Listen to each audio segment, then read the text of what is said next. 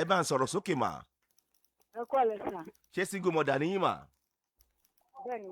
kí lẹ̀ ń là kọjá mà? bẹ́ẹ̀ni ìlàkọjá mi ni pé ọmọ mi wà lọ́dọ̀ àwọn.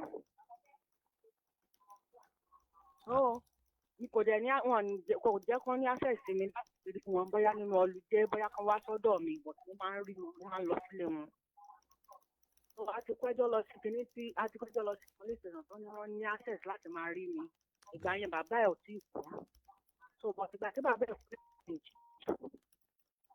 nǹkan tó wá rí bẹ́ẹ̀ ni pé anytime bóyá ọmọ ní ìdòwú ọmọ yẹn ní ìdòwú ẹ káwọn ọmọkùnrin tó rẹ̀mí náà múra fún òfin mi.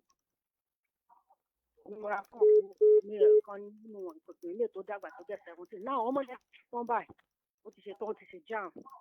tó wọ́n ní access láti bí scholarship sí Adeleke. mo wá pè because èmi ti relocate àti separate láti bí 8 years ago.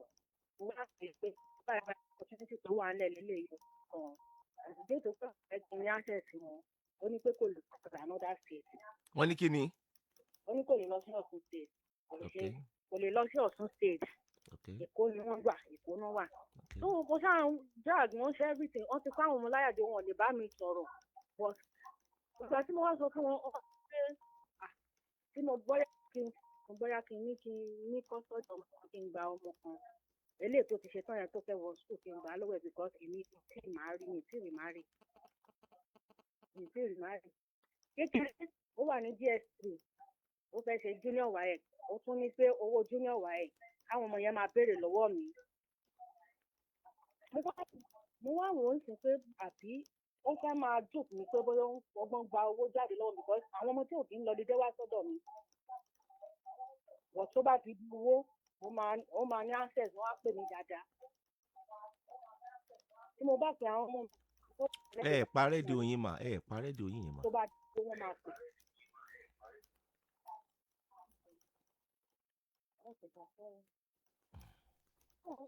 ìgbà tó dàrí bẹ́yẹn mo ń wò pé kí ni mo lè ṣe. ṣé kò jù bẹ́yẹn lọ mà? Hello? ṣé kò jù bẹ́yẹn lọ mà?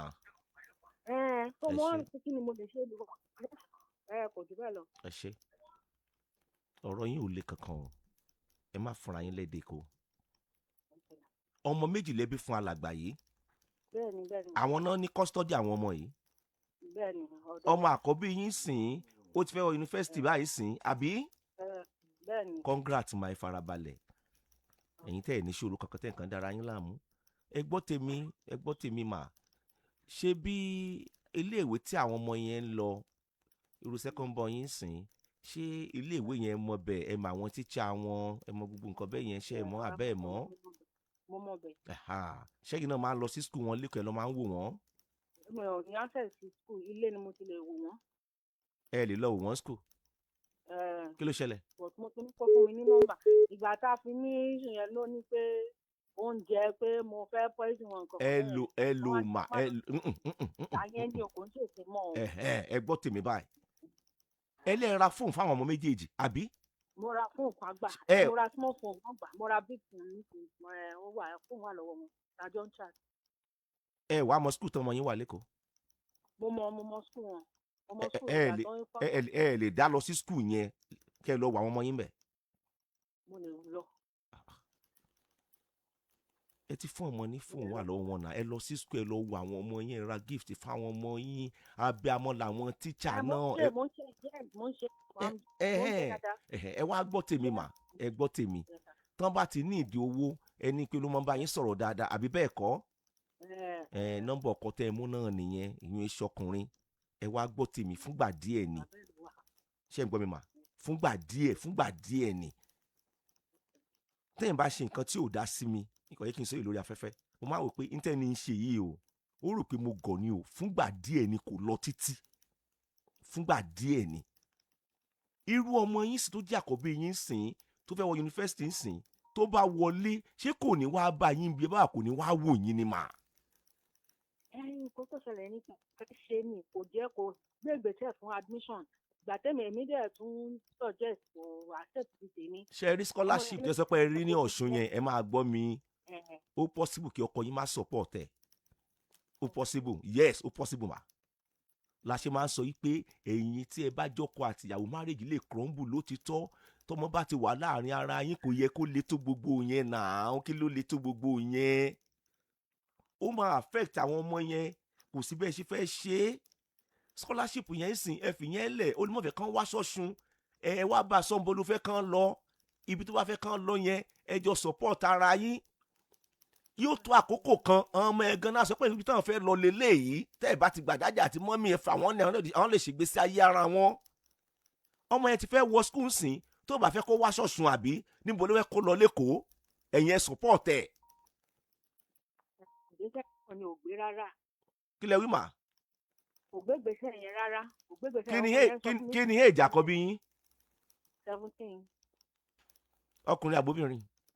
Ọkùnrin làwọn méjèèjì. Ọmọ 17 years, ọmọ 17 years gan ò lè wá bá yín lọ́ṣù tẹ́ wà. Ṣọ́ọ̀ṣù lẹ́yìn wà tí yín? Náà Ìbàdàn ni mí wà. Èkó sí Ìbàdàn. Ọmọ 17 years. Ẹ̀yin ò lè gbéra àsìkẹ́ kọrí sèkún sìn ní àárọ̀ láǹsìn kẹ́ lọ wo ọmọ tí yín. Ókè o, níbo lẹ bẹ́ẹ̀ fi tẹ̀ dé? Ìfòkẹ́jọ yanjú ọ̀rọ̀ school ẹ̀ pátápátá yan kó tó dé pé bàbá ẹ̀ gan mọ̀. Nígbà tí ìṣẹ́pẹ́ fẹ́ gbó lọ bàbá ẹ̀. Fún àǹfààní ẹ̀yin méjèèjì náà ni, dáàdì mo ti lá admission, láàgì mo ní sí, Yaba Tech mo ní sí. Paul ṣé mi ní point? Àjọ lẹ́tà mi lélẹ́yìí, ìní ẹ̀ mọ́wọ́ school wa, mọ́mì ti san. Ẹ̀yin ni kẹ́ ẹ gbé bọ́dì kẹ́ ẹ tọ́jú àwọn ọmọ tiyín. Ọkùnrin lè bímọ 100 láàrin ọdún kan tó bá fẹ́ bí. Ọ̀pọ̀lọpọ̀ ń pàdé ni, ṣé ẹ̀ ń wá ìmí ni? Ẹ lè bímọ 100 láàrin ọdún kan. Obì ò lè bí jẹyọ kan lọ láàrin ọdún kan tí ó bá bí ìbejì tàbí bẹ̀ta lókù tàbí bẹ̀rin lókù. Ẹ̀yin ni kẹ́ ẹ mú ṣòkòtò yín kẹ́ ẹ san, bísíkẹ̀tì dẹ̀ ni, kẹ́ ẹ mú òrò yín kẹ́ ẹ san dáadáa, kẹ́ ẹ gbé ìgbésẹ̀ yẹn. Èkó ò jìnnà sí Ìbàdàn, ṣé ẹ ti gbọ́ mà? Ẹ jèrè àwọn ọmọ yẹn o. Ẹ kú kalẹ̀. Another one sir, another one. Hello? Ó ń gbọ́ yín mà. Ẹlẹ́gẹ̀ẹ́jì ni pé accuracies yẹn wọn ní ẹnìkankan, so bí 2 years ago mo wá rí ẹnìkan sá, but ó dàbí pé family ẹ̀ Èkó ló wà. Afájọ along the line sá, mo bá plan mi mú lọ, mi bá sọ anything nípa marriage àti nǹkan pé just friend. Ó gbà tó wá láti bẹ́ẹ̀ sá along the line bí létí mo rent dájú pé èmi kàn máa ń lọ síbẹ̀ láti fi ṣe tí mo bá ní ọ̀fìn mo máa ń lọ síbi mo máa ń lọ sílẹ̀ yẹn tí ẹni yẹn ń gbé. So bí ìyàwó ṣe padà wọ̀, bí ìyàwó ṣáà ṣe locate ilé nìyẹn, but ẹni yẹn sì ń padà ń pè tó ń bẹ̀bẹ̀, èmi ò dẹ̀ fẹ́. Ẹni yẹn ń pè ó ń bẹ̀bẹ̀, kò sí nǹkan tí mo fẹ́ fi ṣe. Ìyàwó ẹ̀ ti padà wá sí Ìbàdàn láti kí ni tó tí mo fẹ́ ṣe. Ó jẹ́ kó o ti mú wá sílé. Kí wá ní ìbéèrè yín sí? Ìbéèrè mi ṣe ó wá ń bẹ̀ mí. Pé kí ni? So àwọn ọ̀dà pé kájọ máa move on, mo ní láìláì kò lè ṣẹlẹ̀. Kí ni mo lè ṣe? Kò sí tẹ́ ẹ lè ṣe, ẹ̀yin náà ti dájọ́ fúnra yín náà. Ẹ ti sọ pé ẹ̀ ní interest mọ́ náà nìyẹn. Bó ṣe jẹ́ nìyẹn. Ṣé ẹ ti gbọ́ mà? Ẹ ṣé mà.